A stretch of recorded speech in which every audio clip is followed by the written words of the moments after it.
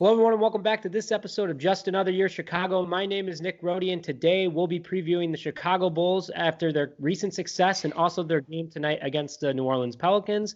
And I would like to introduce Just Another Year's new official co-host, London Beth. London, thank you very much for agreeing to join, and I hope you're excited as I am to have you on the team. Yeah, thanks so much, Nick. It's honestly fantastic and an awesome opportunity to be on this. I'm excited to talk about some Zach LaVine and some Bulls. We have a little bit up and down talk to talk about, but I'm excited. Thanks for having me. It's awesome to be a co-host. Yeah, and I will say this, congratulations to London on a new house he just got, and the fact that it's in Packer country, I respect that, London, so, you're in dangerous territory. Behind enemy lines. If you ever are stuck in Wisconsin about 2 hours north, call London. He'll save you from any cheeseheads trying to attack you. But all right, so let's get things started. So topic number one, the Bulls cannot get over the hump of finishing games. So I'm going to read some facts to you, London. Want to get your takes on it. The Bulls have a record of 15-18, better than expected, way better than the last couple years. We're on the right track. We're number 10 in the East, but we're only, 2 games out of being the 6th spot, which the Bulls were a couple days ago before their recent loss. Now, the Bulls easily could be 22-11, easily. The Bulls have had a chance to win a game within the final minute 13 times this season out of their 18 losses. Do that math. 13 out of 18 times have come down to the final minute for the Chicago Bulls. So what I'm saying is that if the Bulls were to win half of those, they're 22-11. They're sitting at the number 3 seed in the East. Super interesting facts. Billy Donovan obviously has completely turned around this young franchise. So shout out to him. But another hot take is that this team is not any different really besides Temple and, Patrick Williams, on this current Bulls team. And it was all put together by the Gar-Pax duo. So, Boylen is clearly the issue. The guy we needed was Billy Donovan. So, that's a hot take. But London, opinion on all the above. Like, I want to hear what you're thinking about what these Bulls, their record, the front office, like what's going on in your mind.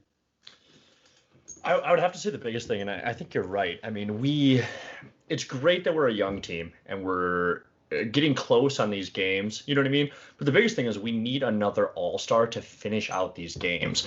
I was watching the Celtics and the Clippers last night.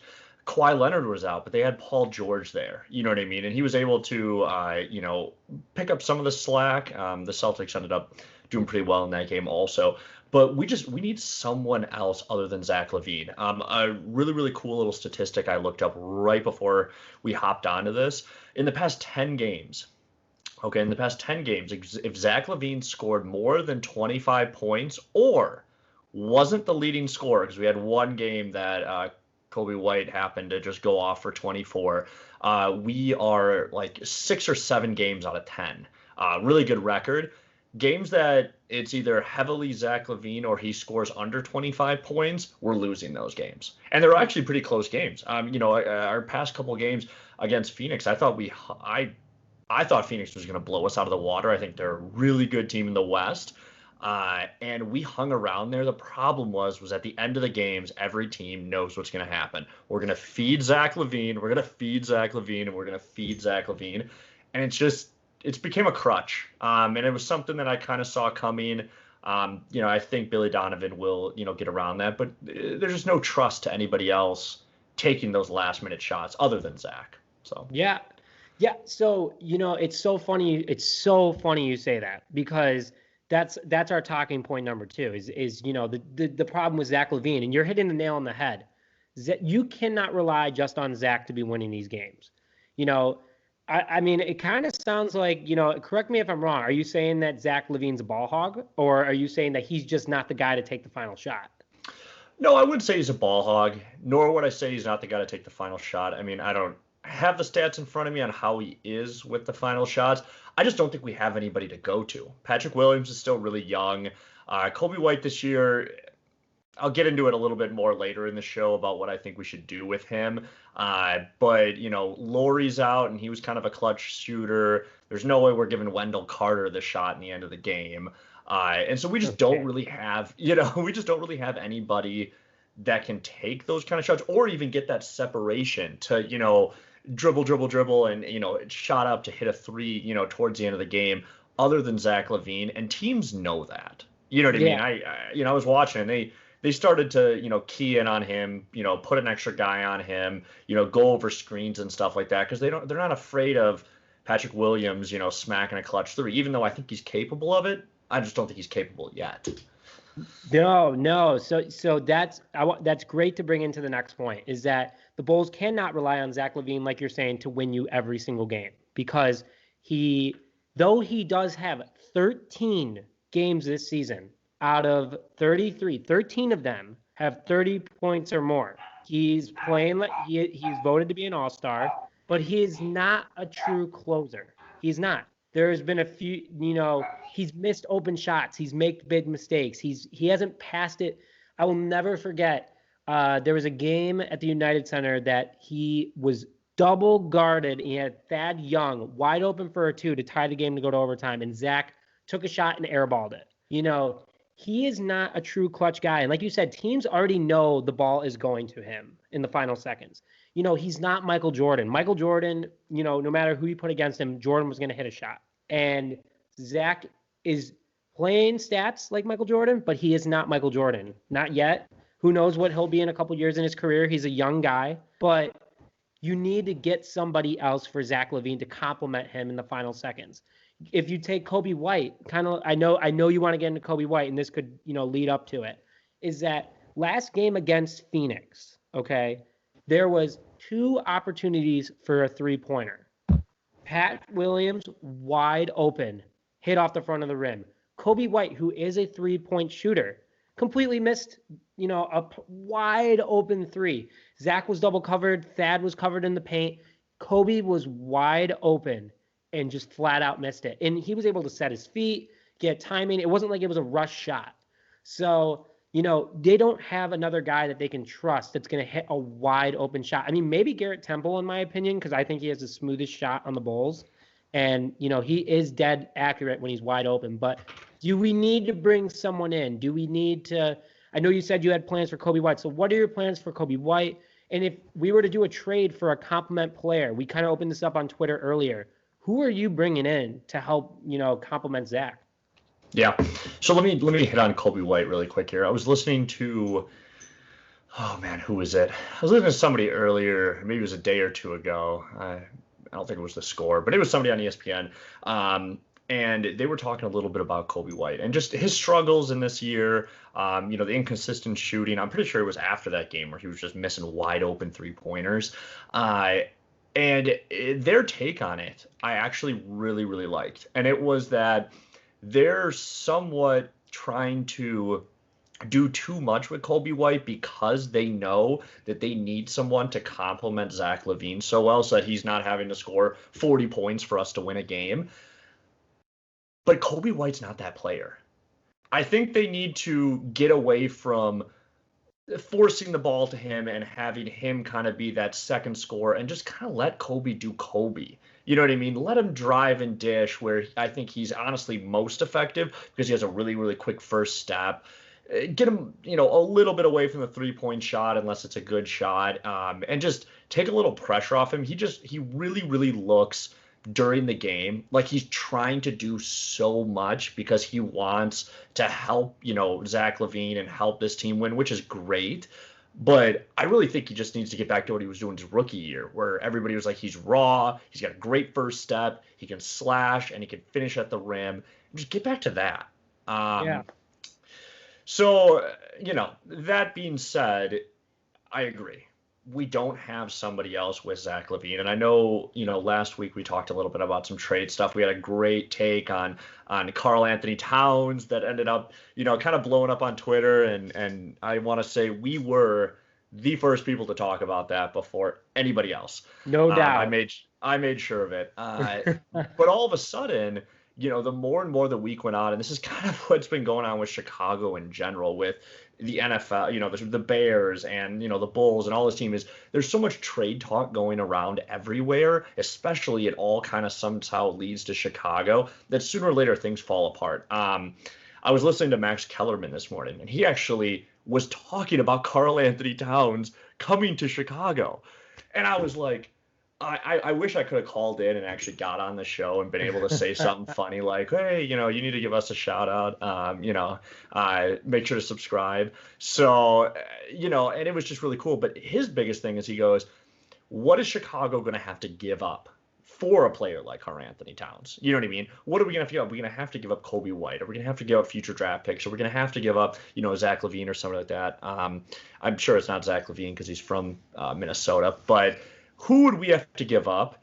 And honestly, how great really is Karl Anthony Towns? And he got into that a little bit, and he talked about, hey, he's a great player and he's dominant, but he doesn't really win them games like an Anthony Davis. You know what I mean? Like a Zion Williams has been doing down in the Pelicans, which we'll get into here soon. He doesn't really win them games, even though he is somewhat dominant, statistics. He just doesn't win them games. And so he was kind of out on it. And I sat back, and I was really in on it last week, and I sat back and I go, Max, first off, thanks for taking our take. And second off, you're kind of right. So, maybe we don't trade for everybody. Maybe we try to squeak in 6 through 8 seed because those teams are kind of weak, and just continue with what we're doing. Because honestly, like I said, in the end, I do trust Billy Donovan. I really trust him in the draft. I think he's a phenomenal coach when it comes to draft picks. I mean, he drafted James Harden. He drafted Kevin Durant. He drafted, Russell Westbrook. And, he's drafted tons of other really, really good players there.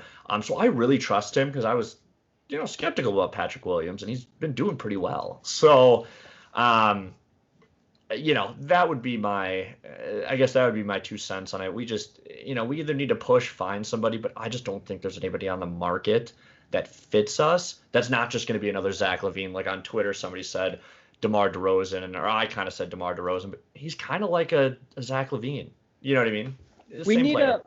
We need a true big man. We have that. We have that Wendell Carter, the inconsistency. He was rock solid for 2 weeks, and then he'll miss those big shots. He'll miss the big opportunity. 3/4 of the game, he does great. His stats look awesome. And then the fourth quarter comes down, and then he's like deer in the headlights, like, oh my God, this is crunch time. Mm-hmm. And, to a degree, I have to agree that Karl Anthony Towns, kind of like Rizzo, he says he's the greatest relief pitcher ever. Karl Anthony Towns is the greatest good player ever in the NBA as a big man. He can't, and the reason why he might be looking as good as he does is because he plays for the Timberwolves, a team that has never really established itself. Sure, when Garnett was on them in the early 2000s, he was the Karl Anthony Towns. He was dominant in Minnesota. He didn't have a cast around him like he had in Boston. Who knows? If you bring Karl Anthony Towns to a young Bulls team where he is complimenting someone, he's not the guy that is the biggest threat on the team. And the only reason why, so like you put him with Zach LaVine again, Zach playing at the level he is now compared to what he did in Minnesota, he could be a much better overall threat. And, everyone's like, oh, but what about Jimmy Butler and Cat in Minnesota? Look at the personalities. They're too similar. And the Bulls don't have a Jimmy Butler personality right now. They're a very mellow team. And you need that one person. You put two on the same team, it's not going to work out. Mm-hmm. You send Butler to the 76ers, guess who's over in Philly? You have Ben Simmons and Joel Embiid, two very I'm the guy guys who have learned to work with each other, and that's why Jimmy Butler didn't work out there. You send him to Miami, I mean, one of the better playoff performances, though it was COVID basketball, one of the better playoff performances by an individual you will see in the modern NBA era. So, I'm just saying that I think, going against your take, I think teams would I don't know why I keep saying teams. I think Towns would dominate in Chicago. It's a team. It's a big market that he's looking for. He would have a huge fan base, and it would help the Bulls get a better understanding that they're going into win now mode. Also entering free agency, they can leverage that and be like, hey, we have two guys. You bring in one more big free agent, you have a big three. I don't know. Chicago becomes that much more attractive. And Towns is young too. He's not an old man. So, I don't know. I understand the take. Is he that good? Is he not? I think he's a great player. He's the best good player ever, which technically makes him great. Yeah, So yeah. That's good. Yeah, so and that's kind of the best good player thing is kind of I think you hit it on the head. Hit the nail on the head there. Is he is the best good player. So then it comes down to, and again, that's kind of what Max Kellerman, said, and I kind of agreed with is then it comes down to who he's with. And he brought up like Phoenix, putting him on Phoenix with all those different kinds of players. So sending him to New York. There's too many, like Devin Booker got ejected, and there's just too many attitudes and different stuff there where it just probably wouldn't work. Where you are right in Chicago, for some odd reason, the Bulls right now. I mean, we went from a lot, even with Jimmy Butler, even as recent as Jimmy Butler having a lot of big personalities to now, like, our best player, like, barely says anything. You know what I yeah. mean? Which is just so wild to me. Because it's kind of a Chicago thing to be arrogant sometimes. Yeah, I mean, hey, I mean, it's worked for guys, and it's a different era, different generation, different mentality, different social norms. Like, I don't think anyone back from '90s teams would be able to survive. Like the '90s teams, everyone would be ejected every single game because of what they said on the court, their personalities. That was awesome basketball. Like today, like Devin Booker, like you said, got ejected last night for bouncing a ball at a referee. Like, are you kidding me? Like Yeah. let's not be soft over here. And I think that's what the like Chicago is all about. Like you were saying, is that you need that that personality. You look at the Bears. Talking about the Bears super fast, they don't have that personality at all. They have either super mellow guy like Khalil Mack is a totally casual guy. Like he's a silent superstar. I don't like that. If I have a superstar on my team, I want him to talk loud. Mm-hmm. And like Zach, and like bringing it all back to Zach LaVine, very soft spoken, dominates the court, but it's just missing that like, hey, he did it against the Pistons, but that was against the Pistons. If I'm Zach LaVine and I'm getting in LeBron James' face, I'm getting in Jimmy Butler's face, that earns respect of the fans because that shows that you're willing to stand up for your teammates. You're willing to do whatever it takes. You're not going to let these other guys with big personalities stomp all over you. And if Towns was on the Bulls, anyone did anything like Noah, like Joakim Noah, he would just run up and be like, "Hey, like, not today." Mm-hmm. So, you would think guys like Marketing, Wendell Carter, like Thad would do it because Thad's part of like that, last old school generation of basketball. Like Marketing, I feel like would, run away. you know, He I probably don't know. doing It might injure him. Yeah. So, man, but I think Cat is the take. So like you're saying, DeMar DeRozan. We got Kyle Lowry, which I would be like, no. it. I don't know. If you want him, I don't see why bringing him in. I But think you got Kobe White's a little bit of a younger version of Kyle Lowry. Not the most yeah. consistent shooter, drives really well. They're kind of similar. You know what I mean? A little explosion off the first step. So no, it's an older Kobe White. Good mentor wouldn't work in the system, like because you already got two of the same guy, and like game plans have to change. Mm. That's what I loved about the older Bulls. Going back to that really fast, Thibodeau's Bulls. You had guys like Derrick Rose, you had guys like Etwan Moore, you had DJ Augustine, and you had John Lucas III, who was my favorite player, and Nate Robinson, two of my favorite players because they were 5'6" guys that just dominated games. You had to think because you have 6'4" Derrick Rose, you have 5'6" Nate Robinson, John Lucas, also two completely different players. When Rose is on the court, you have to defend the paint. Okay, great. But then you have big men that can shoot on the outside. It was just better. You bring in a guy like Kyle Lowry, like you're saying, too similar. It's going to be the same game plan defensively all game long. Yeah. And he's But really quiet. yeah, you need that big man. Like you bring in Drummond. Oh, I would want Andre Drummond in a heartbeat on the Chicago Yeah. Bulls. Like Yeah. it would mean be getting rid of Wendell Carter, but Drummond he's just dominant. That's what Hmm. you need. I don't know. He can't shoot though that great. He's more of a I'm gonna dunk in your face kind of guy. Yeah. Yeah. If he gets like three feet out from the basket, it's pretty much over for him. Yeah, and I love the Nate Robinson take. I don't think anybody's talked about him since he got knocked out by that YouTube kid. So, Oh, oh man. Oh man. rip Nate Hey, I Robinson. still love him though. I do. Yeah, so totally off topic, and I feel like someone listening might know what I'm talking about. You might know what I'm talking about. When Nate Robinson dunked over Dwight Howard in the all green outfit and he wore those Nike Kryptonites, and he literally was just bashing Howard like, I'm your kryptonite, and he ended up winning the competition. I remember I wanted those shoes so bad. And literally they only made like 20 pairs of them. And back in, 2010, those shoes were going for 20 grand. I have no idea what those would be going for now.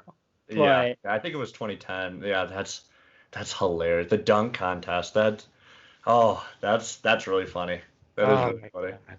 Oh my God. I miss that, man. I don't know. I feel like the NBA, in my opinion, has become soft. We can do a whole podcast on that, but you didn't watch that fight, right?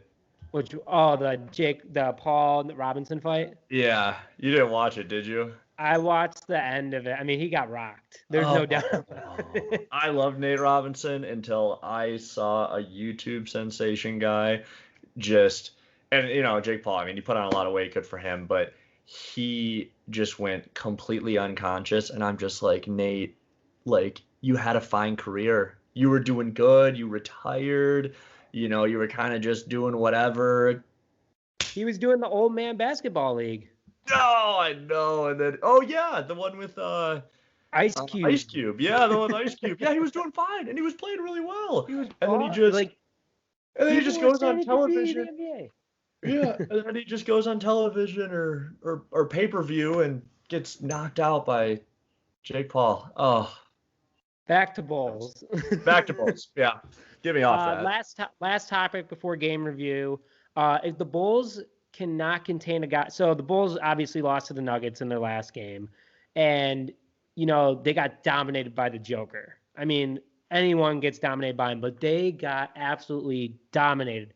39 points. I think 21 of them came in the fourth, which is unacceptable. Like, literally scored almost the Nuggets' entire fourth quarter points. At the rim. Let's just keep that in mind. At the rim. He's a monster. He's the sole reason why the Nuggets won that game. Bulls take on the Pelicans tonight. They have to deal with a guy with the name of Zion Williamson, who's just as heavy, not as tall, but you compress 4 inches down of 275 pounds. That's a big dude. And, the Bulls don't have that big dude. They don't. Carlos Boozer was our big dude for a long time. Joakim Noah was our big dude for a big time. Taj Gibson.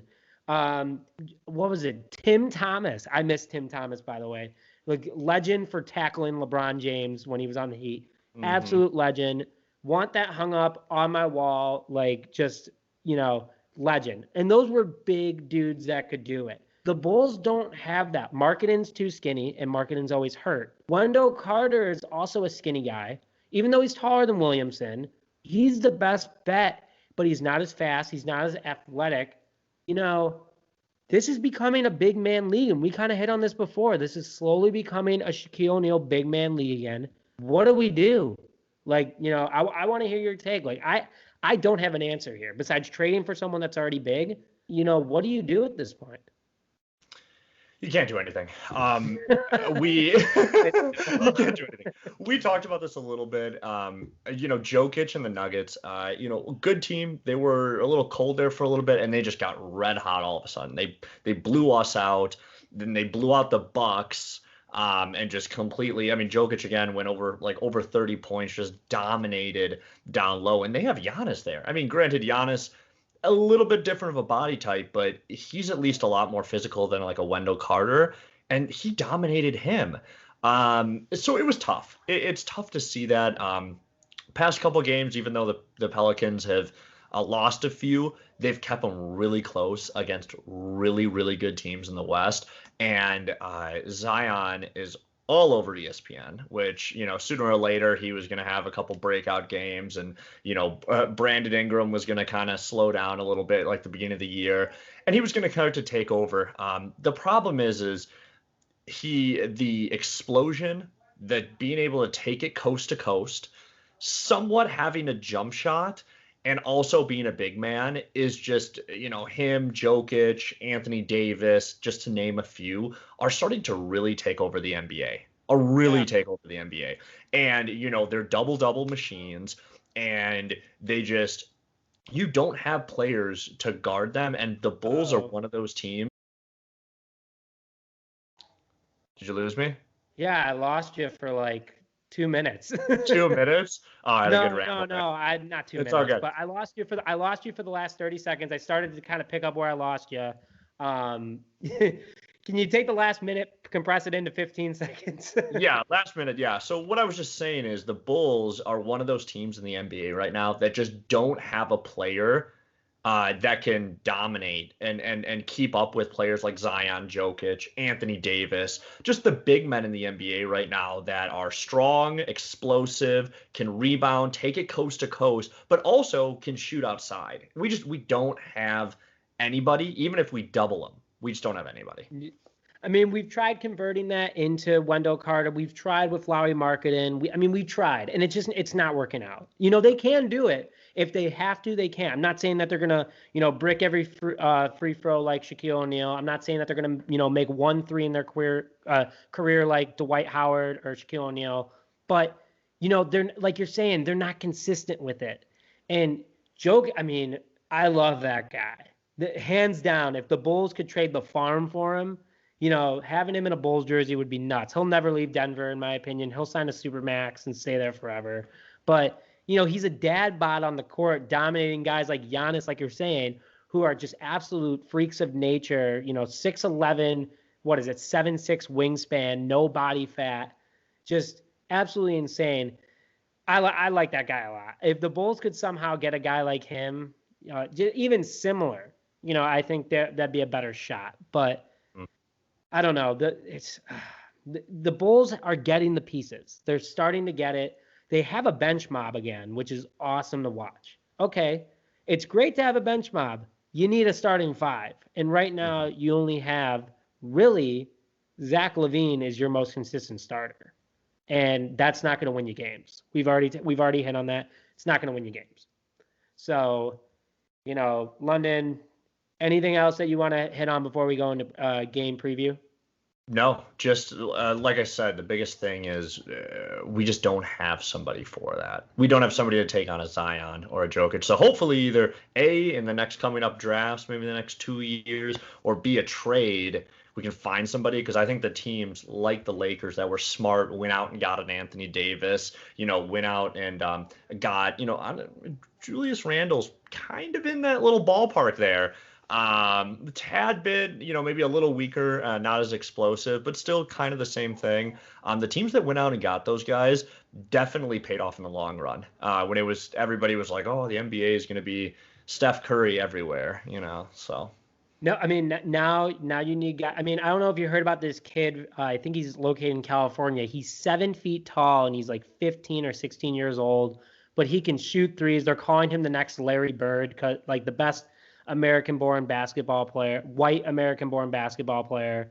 And I was like, no way. Like, you can't make a bold statement like that, especially in today's day. And then you go look at this kid's highlights. I don't even know his name. But I'm like, man, the league is just going to be 7-foot guys at every position just running around. You're not going to be able to have guys like Nate Robinson running around the court anymore. And, I already, I gave up my shot, every team had a chance at me and I said no. I know teams were looking at you too. We were in a different league at that time. And now now it's just, 7-foot slender mans running around the court, just, dunking from the free throw line, standing. Yeah. It's crazy. That are like 6'10" thick boys. Zion Williams. You got left tackles in the NFL or tight ends, whatever you want to do it. They're in the NBA now. The ground is going to start shaking during, when you're at the United Center watching, Zion Williamson go out at the next big guy that's going to be in the league.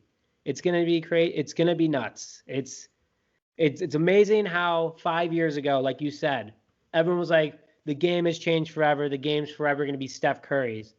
It's 2021, and it's back to Shaq days, but with threes. So Yeah. I don't know. Game preview. Bulls take on the Pelicans tonight. Bulls are 15-18. Pelicans are 15-19. Similar records, similar teams, young, growing, still trying to figure it out. Who's got the edge, London? I mean, like you hit on it a little bit earlier, but who's really got the edge in this matchup? It's like a 5-point game. I think the Pelicans are favored by 5 points.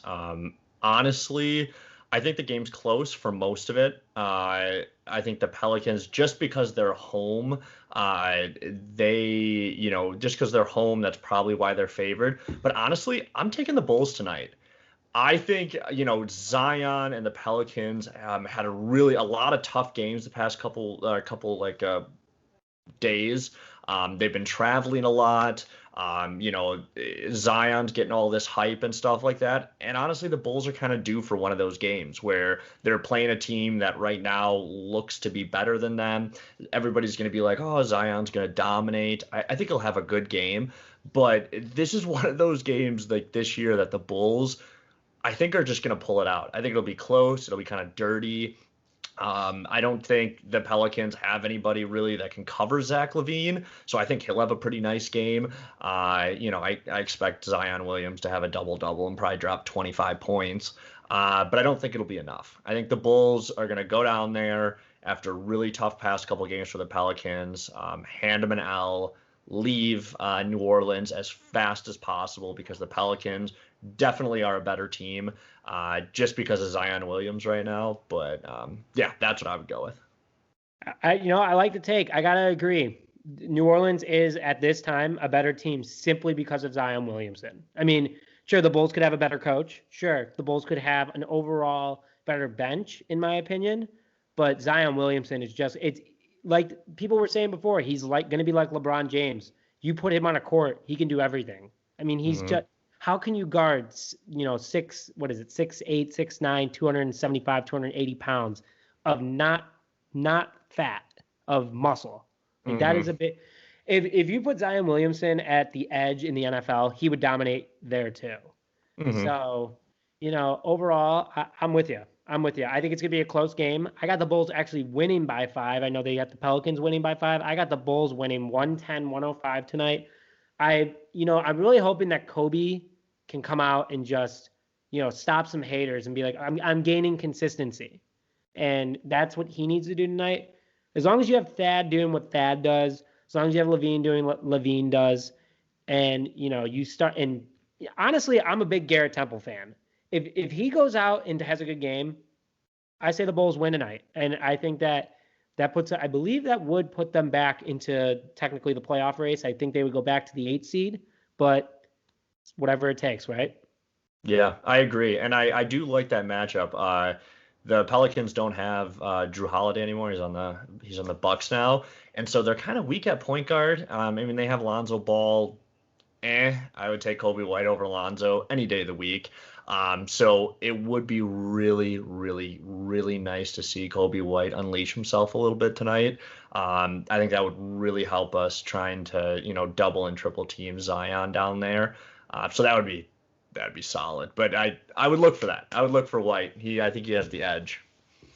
Absolutely. Well, with that, we're going to close out today. So thank you again, everyone, for listening to Just Another Year Chicago. My name is Nick Roti, along with my co-host, London Beth. And we thank you very much for tuning in, and go Bulls.